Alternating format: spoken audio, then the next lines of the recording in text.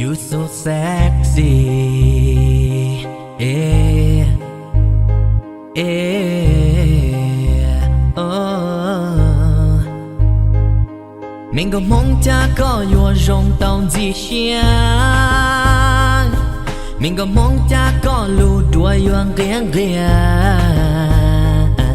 mình có mong cha có yêu rong gạo thiệt thiệt. Sexy li nó mà yo cụ họ kia. Mình có mong có nhà tu gì rong li cha. Mình có mong có nhà mong lo mong mẹ cả. Mình có mong có nhà kịp lo nhà đô la. Hay chỉ đã gạo mong cụ một xua ya. Yeah. Chỉ có khát thèn, còn nói những hay chỉ chen. Cú một số dạng một sai là tao yêu cả chiến tranh. Cú một chế mày, một chế lo, cú lu chế là yêu chế có. Khen nhân gia yêu có cả lu yêu chế có nhỏ. Cú tên mày nhia, tên mày chế, tên mày cú sợ tê. Cú lu nang cú yêu chế cho có ý lần yêu tung chế. Cú mà li lần rồi cả tơ, cú mà li một cái đã đi. Cú lu con bộ nó là mình có mong có bộ yêu ok. Rong li cú ấy có bộ nhia, rong li cú này buồn gì có xia. Rong li cú nó bùa ok thia, bùa yo có sát tài. Nghe lần thái chắc có yêu hay, có sexy ở điên cháu liệp lại.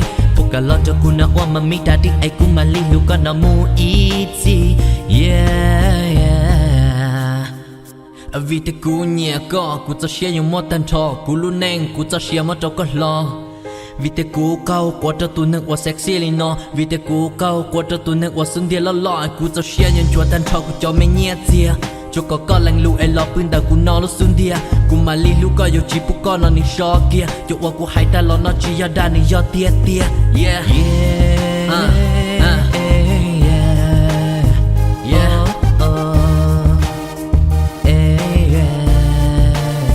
You so sexy.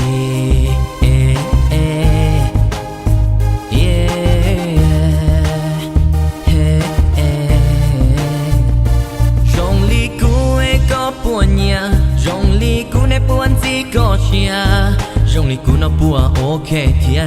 Bùa yo có sát tài. Nghe lần thái chắc có yêu hay. Có sexy ở điên giao liệp lại. Bùa cả lon cho cú ua nhiệt gì. Ai cú mà li lu con nó mu easy.